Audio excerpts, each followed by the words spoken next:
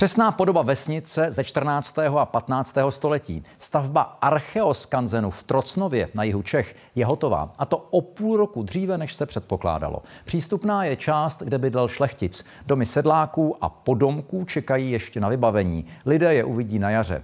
Podle stavebního architekta jde o jedinečný skanzen v Česku. Na jednom místě přibližuje bydlení různých sociálních vrstev.